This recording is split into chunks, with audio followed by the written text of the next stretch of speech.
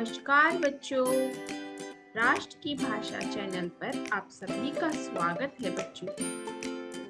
आप सब कैसे हैं? आज की कक्षा में हम पढ़ने वाले हैं बच्चों एनसीईआरटी पाठ्य पुस्तक रिमझिम से कक्षा चौथी से एक पाठ।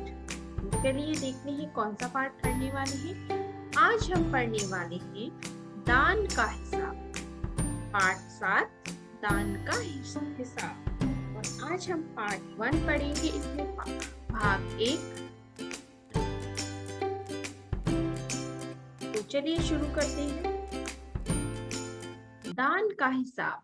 दान का अर्थ होता है बच्चों जो चीज हम किसी को अपनी मर्जी से दे दें, चाहे वो पैसा भी हो सकता है, चाहे वो अनाज भी हो सकता है, चाहे वो कपड़े, कोई भी चीज हो सकती है। तो वो चीजें हम जब दान में दे देते हैं, किसी को डोनेट कर देते हैं, इसे हम कहते हैं दान। हिसाब यानी उस चीज का हम कैलकुलेशन अगर हम करते हैं तो उसे हम कहेंगे हिसाब। जैसे अगर हम किसी को 10 रुपए देते हैं, हमने इसे 10 रुपए दे दिए, तो वो क्या हुआ, उसका हिसाब करना। तो चलिए आइए पढ़ते हैं। ये कहानी बहुत ही अच्छी है। इस कहानी में बताया गया है कि जो परिस्थिति है और जो प्रकृति की मार है वो कहीं पर भी हो सकती है। तो हमें हर समय किसी ना किसी की मदद करते रहना चाहिए। तो चलिए पढ़ते हैं। एक राजा था। राजा जी लग कपड़े पहनकर यूं तो हजारों रुपए खर्च करते रहते थे। तो जो वो राजा जी थे वो लगदक कपड़े, लगदक यानी बहुत ही भारी कपड़े जो बहुत ही महंगे हो और तरह तरह के उसमें से तारे ये सब जड़े हुए हैं, और लग्जरीज जिसे आप कहते हैं, हजारों रुपए खर्च करते रहती थी। पर दान के वक्त उनकी मुट्ठी बंद हो जाती थी। तो हजारों थाउजेंड्स रुपीज जो थे वो अपने इस कपड़ों पे, जो पहनने की पोशाक थी, उस पे खर्च करती थी। लेकिन जब दान देने की यानी जब किसी को डोनेशन देने या डोनेट करने की बारी आती थी, तब उनकी मुट्ठी बंद हो जाती थी, यानी जो उनकी कलाई फिस्ट थी वो क्लोज हो जाती थी। राजसभा में एक से एक नामी लोग आते थे। जो राजा का जो दरबार होता है उसे हम राजसभा भी कहते हैं, जहाँ पर राजा ऊंचे सिंहासन पर बैठता है। लेकिन गरीब, दुखी, विद्वान, सज्जन, इनमें से कोई भी नहीं आता था, क्योंकि वहां पर उनका बिल्कुल सत्कार नहीं होता था। राजसभा में नामी लोग आते रहते थे, जो फेमस थे वो लोग आते थे, लेकिन गरीब, जो पुअर लोग थे, जो दुखी थे, जो विद्वान थे, जो सज्जन लोग थे, इनमें से कोई भी लोग नहीं आता था। यानी जो फेमस पीपल थे वो आते थे, प्रसिद्ध लोग, विद्वान, जानकार, पंडित व्यक्ति, बहुत अधिक शिक्षित या सज्जन, शरीफ, वो लोग राज दरबार में नहीं आते थे।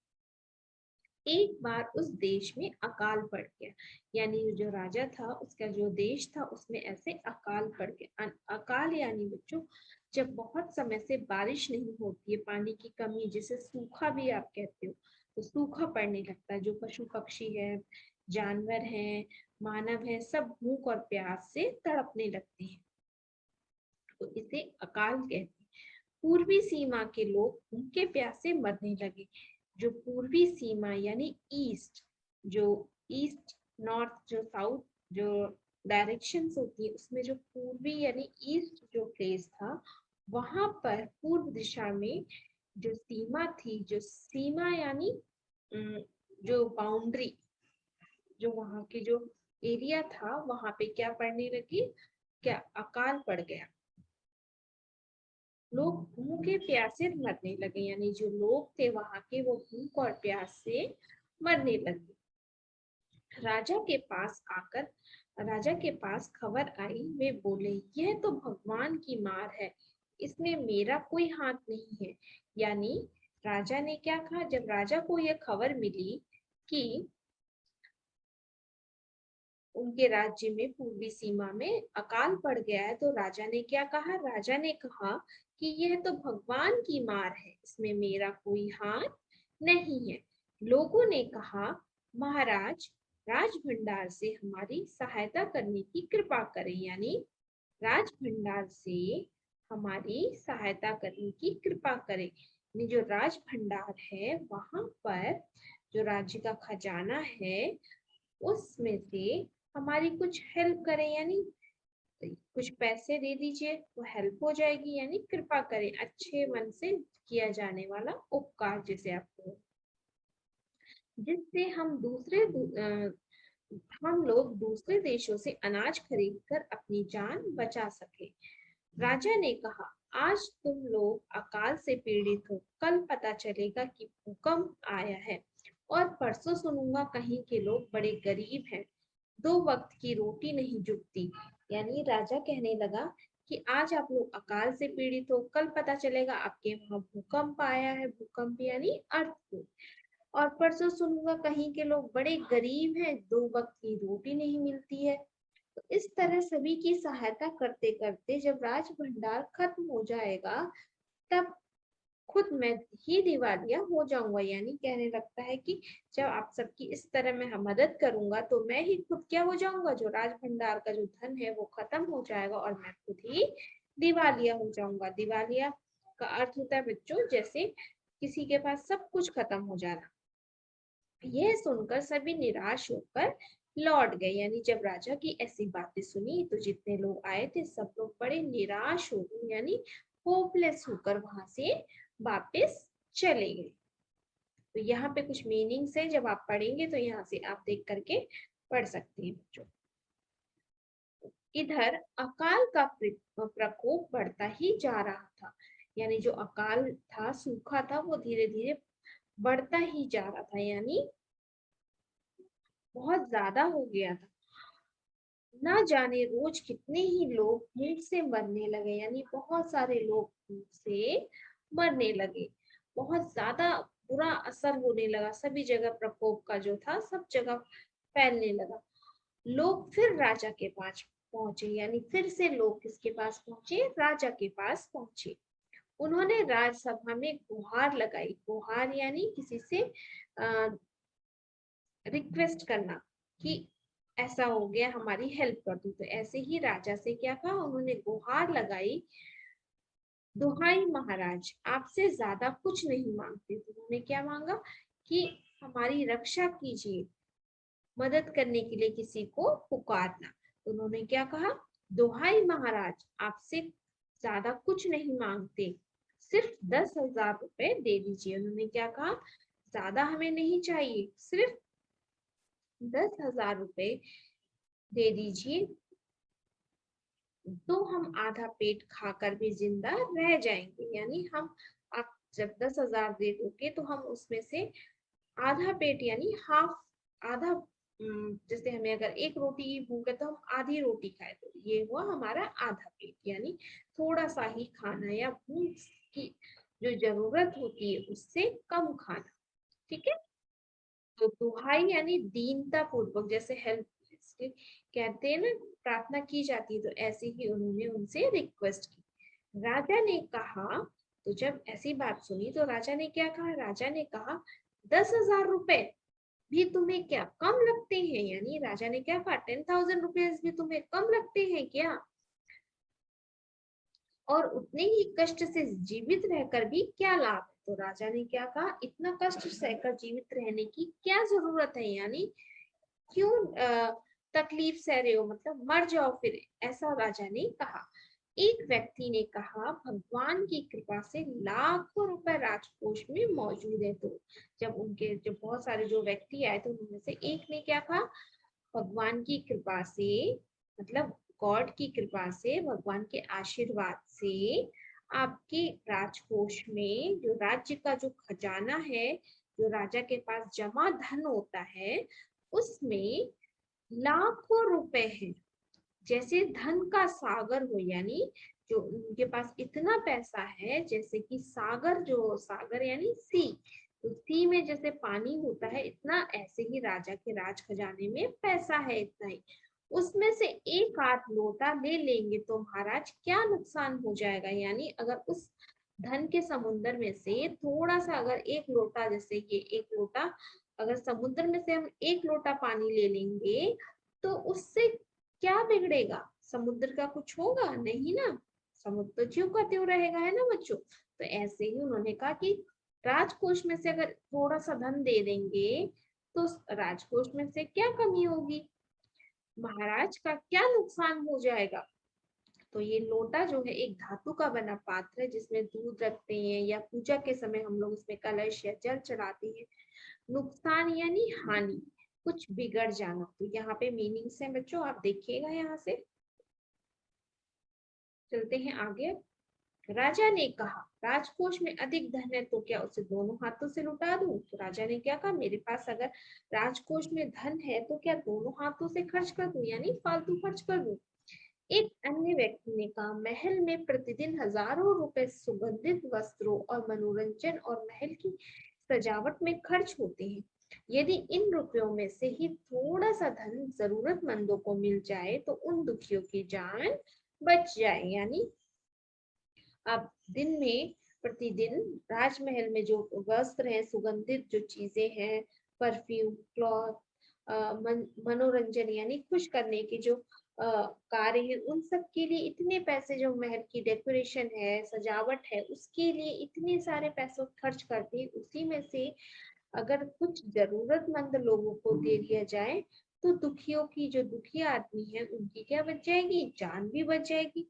यह सुनकर राजा को क्रोध आ गया। यानी ये जैसे ही उसने ये सुना और उसको गुस्सा आ गया। क्रोध यानी गुस्सा। वह गुस्से से बोला खुद भिखारी होकर मुझे उपदेश दे रहे हो। उसने क्या कहा कि you are a poor person, भिखारी, बेगर हो, और मुझे उपदेश यानी कुछ सिखाना, किसी को सीख देना, तो आप मुझे बता रहे हो। मेरा रुपया मैं चाहे उबाल कर खाऊं चाहे तल कर, मेरी मर्जी। उसने क्या कहा, माई मनी, मैं इसे चाहे उबालना यानी बॉईल करके खाऊं या फ्राई करके खाऊं, मेरी मर्जी। तुम अगर इसी तरह बकवास करोगे तो मुश्किल में पड़ जाओ। उसने क्या कहा, इफ यू आर, अगर आप ऐसे ही बोलते रहोगे तो आपको एक, आप किसमें पड़ जाओगे, प्रॉब्लम में पड़ जाओगे, यानी मुसीबत में। इसीलिए इसी वक्त चुपचाप खिसक जाओ। यानी क्योंकि वो राजा था तो उसको गुस्सा आ रहा था, हो सकता वो उसको उठाकर जेल में भी डाल सकता था, है ना। इसीलिए उसने क्या कहा कि मुश्किल में पड़ जाओगी। राजा का क्रोध देखकर लोग वहां से चले गए। यानी जब देखा राजा गुस्सा हो रहा है तो लोग वहां से चले गए। राजा हंसते हुए बोला छोटे मुंह बड़ी बात, अगर 100-200 रुपए होते तो एक बार सोच भी सकता था। तो राजा ने क्या कहा कि छोटे मुंह बड़ी बात, अगर इतने छोटे लोग हैं और इतनी बड़ी बात कह रहे हैं, अगर 100-200 रुपए होते तो मैं एक बार सोचकर आप लोग को दे भी देता। पहरेदार की खुराक 2-4 दिन कम कर देता। यानी जो उनके दरबार में, राज दरबार में, महल में जो पहरेदार सिपाही थे, उनकी खुराक, खुराक यानी खाने के लिए जो भी भोजन देता, हो सकता है उसको कम कर देता। तो फिर मगर 100-200 से इन लोगों का पेट नहीं भरेगा। एकदम 10,000 मांग बैठे। उसने क्या कहा कि इन लोगों का खाना थोड़ा कम कर देता और उससे वो पूरी हो जाती। लेकिन इन लोगों को तो 100-200 रुपए नहीं, इनको क्या चाहिए, पूरे 10,000 रुपए मांग बैठ रहे हैं। तो छोटे लोगों के कारण नाक में दम हो गया। उसने क्या कहा, ये एक मुहावरा है, देखिए। तो राजा ने कहा कि इन छोटे लोगों की वजह से मेरी नाक में दम हो गया, यानी बहुत ज्यादा परेशान हो गया। यह सुनकर वहां उपस्थित लोग हाँ हूं कह कर रह गए। यानी जो और लोग थे वो क्या थे, वहां पर चुपचाप रह गए, ना हाँ ना हूं, मतलब क्योंकि राजा से सब डरते थे तो राजा के सामने नहीं बोल पाए। मगर मन ही मन उन्होंने भी सोचा राजा ने ये ठीक नहीं किया। लेकिन अपने मन में क्या सोच रहे थे कि राजा ने ये बिल्कुल सही नहीं किया। जरूरतमंदों की सहायता करना तो राजा राजा का कर्तव्य है। यानी राजा का जो कर्तव्य होता है क्या, जरूरतमंदों की मदद करना। 2 दिन बाद जाने कहां से एक बूढ़ा सन्यासी राजसभा में आया। तो 2 दिन के बाद एक बूढ़ा सन्यासी, सन्यासी यानी जो ऐसे संत होते हैं, संत उनको बोलते हैं सन्यासी, उसने राजा को आशीर्वाद देते हुए कहा। तो राजा वो आया तो राजा को आशीर्वाद देते हुए क्या कहा, दाता कर्ण महाराज, बड़ी दूर से आपकी प्रसिद्धि सुनकर आया हूँ। यानी उन्होंने ऐसे शुरू की कि दाता कर्ण महाराज, जो दाता कर्ण महाराज है, कर्ण एक बहुत ही बड़े महादानी थे। वो महाभारत में जो है उनके बारे में आप पढ़ सकते हैं, पता कीजिएगा। तो वो बहुत प्रसिद्ध थे, जिन्हें जो भी दान में जो कुछ भी मांगते थे वो दान में दे देते थे। ठीक है, तो ये इसीलिए उन्होंने अपने कुंडल और कवच भी दान में दे दिए थे। तो इसीलिए उनका नाम क्या पड़ गया था, दानवीर कर्ण। तो इसीलिए सन्यासी ने राजा को क्या कहा, दाता कर्ण, मतलब कर्ण की तरह। जैसे कर्ण जो है दान देते थे, ऐसे ही आप भी हो। बड़ी दूर से आपकी प्रसिद्धि सुनकर आया हूँ। प्रसिद्धि यानी जिसका दूर दूर तक नाम हो, जिसको सब जानते हो, इसे बोलेंगे प्रसिद्धि। यह सुनकर आया हूँ, सन्यासी की इच्छा भी पूरी कर दे। यानी सन्यासी जो है इसकी भी इच्छा पूरी कर दे। अपनी प्रशंसा सुनकर राजा बोला, जरा पता तो चले क्या तुम्हें क्या चाहिए, यानी आपको क्या चाहिए, जरा मुझे भी तो पता चले। यदि थोड़ा कम मांगो तो शायद मिल भी जाए, यानी अगर आप थोड़ा बहुत धन मांगो तो शायद आपको दे भी दूं।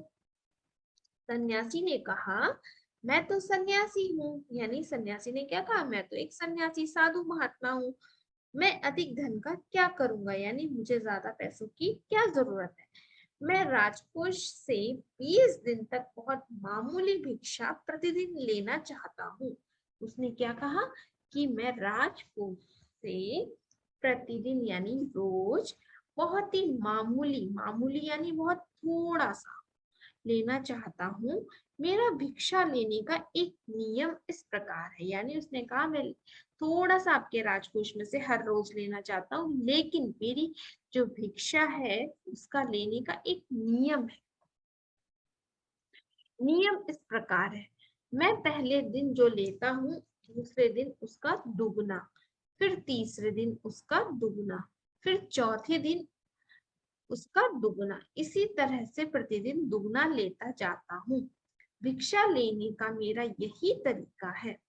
राजा बोला, तरीका तो समझ गया, मगर पहले दिन कितना लेंगे, यही असली बात है। यानी भिक्षा लेने का आपका तरीका तो मुझे समझ में आ गया, लेकिन भिक्षा लेने पहले दिन आप कितना लेंगे ये तो पता चले। तो यही असली बात है, 2-4 रुपए से पेट भर जाए तो अच्छी बात है। यानी राजा कह रहा है, पहले दिन आप कितना लोगे पहले वो बताओ। यानी थोड़ा 2-4 रुपए लो तो अच्छी बात है, मगर एकदम से 20-50 मांगने लगे तब तो 20 दिन में काफी बड़ी रकम होगी। यानी फर्स्ट डे अगर आप 20 या 50 रुपए मांगोगे तो बहुत ज्यादा पैसे हो जाएंगे। तो फिर रकम यानी पैसा। ठीक है, तो यहाँ पे एक बार देखिए, जैसे राजा ने सॉरी सन्यासी ने कहा ना कि मेरे भिक्षा लेने का एक नियम है। पहले दिन जैसे मैं एक लेता हूँ तो दूसरे दिन उसका डबल होके दो, दो का तीसरे दिन क्या हो गया, फिर 2 का 4, ऐसे ही मतलब 2 गुना, डबल यानी मल्टीप्लाई बाय 2। तो ये सन्यासी का नियम था। सन्यासी ने हंसते हुए कहा, हा हा महाराज, मैं लोभी नहीं हूँ। उसने क्या कहा, मैं लोभी यानी लालची नहीं हूँ। आज मुझे 1 रुपया दीजिए। उसने क्या कहा, यानी मुझे आज कितने पैसे दीजिए, 1 रुपया दीजिए। देखिए ऐसे उसने कहा, मुझे आज 1 रुपया दीजिए, फिर 20 दिन तक दुगने करके देते रहने का हुक्म दे दीजिए। यानी आज मुझे 1 रुपए दीजिए और 20 दिन तक यही प्रोसेस, मतलब उसका डबल 2 गुना, यानी अभी बताया ना वही करते हुए दे दीजिए, देने का हुक्म दे दीजिए, यानी ऑर्डर दे दीजिए। यह सुनकर राजा, मंत्री और दरबारी सभी की जान में जान आई। राजा ने हुक्म दे दिया कि सन्यासी के कहे अनुसार 20 दिन तक राजकोष से उन्हें भिक्षा दी जाती रहे। यानी 20 दिन तक राजकोष से भिक्षा दी जाती रहे। सन्यासी राजा की जय जयकार करते हुए घर लौट आए। यानी जो सन्यासी थे वो राजा की जय जयकार करते हुए घर लौट कर आ गए। राजा के आदेश के अनुसार राज भंडारी प्रतिदिन हिसाब करके सन्यासी को भिक्षा देने लगा। इस तरह 2 दिन बीते, 10 दिन बीते, 2 सप्ताह तक भिक्षा देने के बाद भंडारी ने हिसाब करके देखा, यानी वो राजा के कहे अनुसार उसे सन्यासी को पैसे भेजते रहे। जब 2 सप्ताह हो गए उसके बाद उन्होंने हिसाब करके देखा, हिसाब यानी कैलकुलेशन करके देखा, ठीक है। जब कैलकुलेशन करके उन्होंने देखा तब देखिए क्या होता है, उन्हें उलझन महसूस हुई। उलझन यानी ऐसा लगा कि चिंता होने लगी कि क्या हो गया ये, महाराज तो कभी किसी को इतना धन नहीं देते हैं, क्योंकि जब कैलकुलेशन जब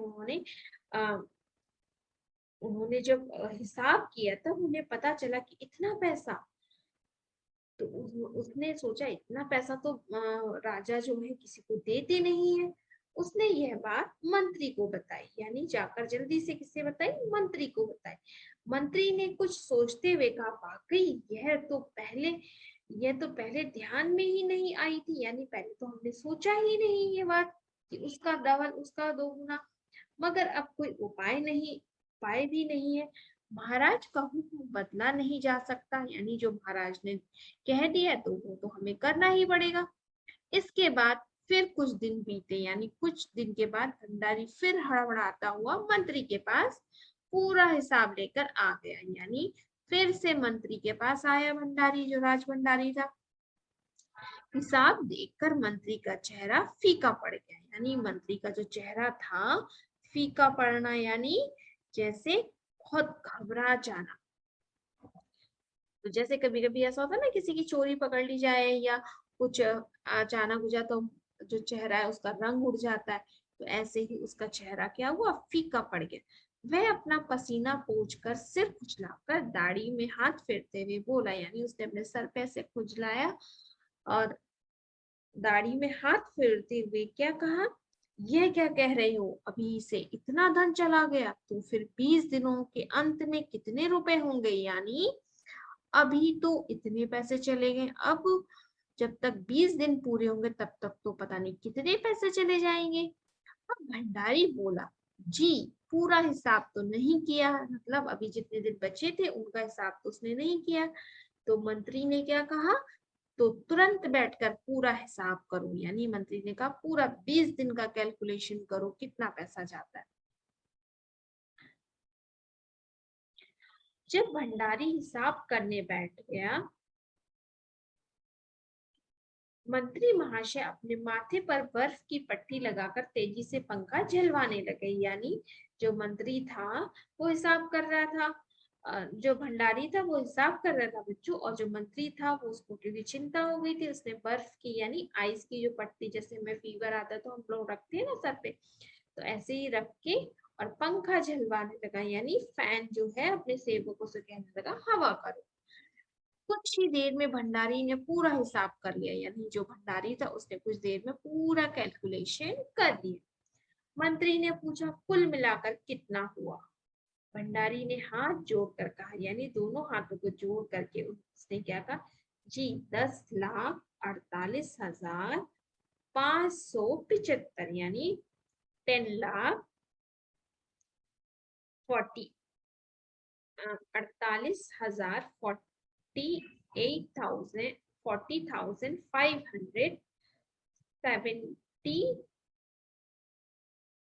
570 मंत्री जी गुस्से से बोला, मजाक कर रहे हो, जब उसने ये बताया कि 10,48,000 और 575 यानी 75, तो उसने क्या कहा, मंत्री जी ने गुस्से से कहा, क्या मजाक कर रहे हैं, यानी आर यू जोकिंग, यदि सन्यासी को इतने रुपए दे दिए गए तो राजकोष खाली हो जाएगा, यानी अगर राज सन्यासी को जो इतने पैसे हैं दे देंगे तो हमारा जो राजकोष है वो क्या हो जाएगा, खाली हो जाएगा।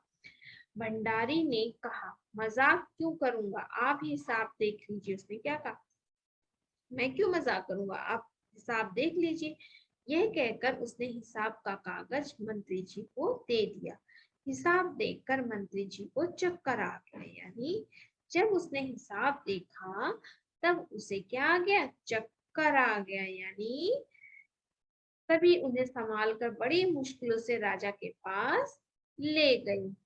तो सबने पकड़कर किसके पास ले गए, राजा के पास ले गए। राजा ने पूछा क्या बात है। मंत्री बोले महाराज राजकोष खाली होने जा रहा है। राजा ने पूछा वह कैसे। मंत्री बोले महाराज सन्यासी को आपने भिक्षा देने का हुक्म दिया है। यानी आपने जो सन्यासी को हुक्म दिया था ना भिक्षा देने का, वो उससे। अब देखिए मगर अब पता चला कि उन्होंने इस तरह राजकोष से करीब 10 लाख रुपए झटकने का उपाय कर लिया। यानी उन्होंने ऐसा हिसाब लगाया कि राजकोष से 10 लाख रुपए ले सके। राजा ने गुस्से से कहा मैंने इतने रुपए देने का आदेश तो नहीं दिया था। यानी मैंने तो नहीं कहा था इतने रुपए दे दो। फिर इतने रुपए क्यों दिए जा रहे हैं, उसने कहा भंडारी को बुलाओ। मंत्री ने कहा जी सब कुछ आपके हुक्म के अनुसार ही हुआ है, आप खुद ही दान का हिसाब देख लीजिए। तो उसने क्या कहा कि आप खुद ही दान का हिसाब देख लीजिए। यानी आप खुद ध्यान से देखिए यहाँ पर कि दान का हिसाब क्या है, क्योंकि आपने ही कहा है। तो देखिए यहाँ पे राजा ने उसे एक बार देखा, 2 बार देखा, इसके बाद वह बेहोश हो गया। काफी कोशिशों के बाद उनके होश में आ जाने पर लोग सन्यासी को बुलाने दौड़े। यानी जब राजा ने इस हिसाब को 1 बार देखा, 2 बार देखा, 3 बार देखा और फिर वो क्या हो गया, बेहोश हो गया। यानी अनकॉन्शियस। देखिए मैंने ये मीनिंग्स यहाँ पर लगाए हैं, देखिए।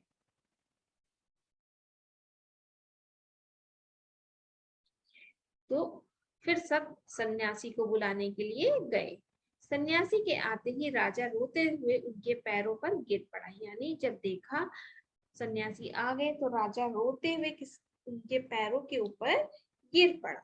बोला दुहाई है सन्यासी महाराज। यानी जैसा जो लोग आए थे जब राजा के सामने कर रहे थे, तो सेम अब वैसा ही राजा सन्यासी के चरणों में पैरों में कर रहा था। दुहाई है सन्यासी महाराज, मुझे इस तरह जान माल से मत मारिए। यानी मुझे इस तरह जान मतलब मेरी जो लाइफ है वो और माल यानी पैसा, इन दोनों से मत मारिए। जैसे भी हो एक समझौता करके मुझे वचन से मुक्त कर दीजिए। यानी जो मैंने आपको वचन दिया है कुछ एक समझौता करके यानी कुछ ले दे के या सेटलमेंट जिसे हम बोलते हैं। तो उसने कहा कि कुछ ले दे के समझौता कर लीजिए और मुझे मैंने जो आपको जो वचन यानी प्रॉमिस किया है उससे मुक्त कर दीजिए, यानी फ्री कर दीजिए। तो ये राजा जो है सन्यासी से अनुरोध कर रहा है। अगर आपको 20 दिन तक भिक्षा दी गई तो राजकोष खाली हो जाएगा। यानी अगर 20 दिन तक आपको इसी तरीके से अगर धन दिया गया तो जो राजकोष है वो क्या हो जाएगा, खाली हो जाएगा। फिर राजकाज कैसे चलेगा। सन्यासी ने गंभीर होकर कहा। जो सन्यासी थे वो बहुत ही शांत होकर गंभीर होकर क्या कहा, इस राज्य में लोग अकाल से मर रहे हैं, मुझे उनके लिए केवल 50,000 रुपए चाहिए। वह रुपया मिलते ही मैं समझूंगा कि मुझे मेरी पूरी भिक्षा मिल गई। यानी इस राज्य में जो लोग हैं वो भूख से मर रहे हैं, अकाल से, मुझे उनके लिए 50,000 यानी 50,000 रुपीज चाहिए। तो जब मुझे ये पैसा मिल जाएगा तो इसका मतलब तब मुझे मेरी भिक्षा मिल गई। राजा ने कहा परंतु उस दिन एक आदमी ने मुझसे कहा था कि लोगों के लिए 10,000 रुपए ही बहुत होंगे। सन्यासी ने कहा मगर आज मैं कहता हूँ कि 50,000 रुपए से एक पैसा कम नहीं लूंगा। तब सन्यासी ने क्या कहा कि मैं 50,000 यानी 50,000 से 1 रुपए भी कम नहीं लूंगा। राजा गिड़गिड़ाया। गिड़गिड़ाना यानी बहुत ही दीनता पूर्वक किसी के सामने प्रार्थना करना, रो रो के मदद मांगना, इसको बोलते हैं गिड़गिड़ाना।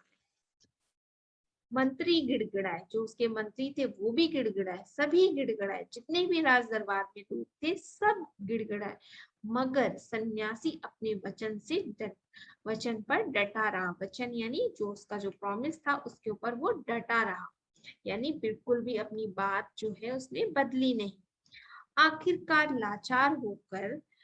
लाचार यानी बिना कुछ विवश होकर, जैसे आप कहोगे, लाचार होकर राजकोष से 50,000 रुपए सन्यासी को देने के बाद ही राजा की जान बची।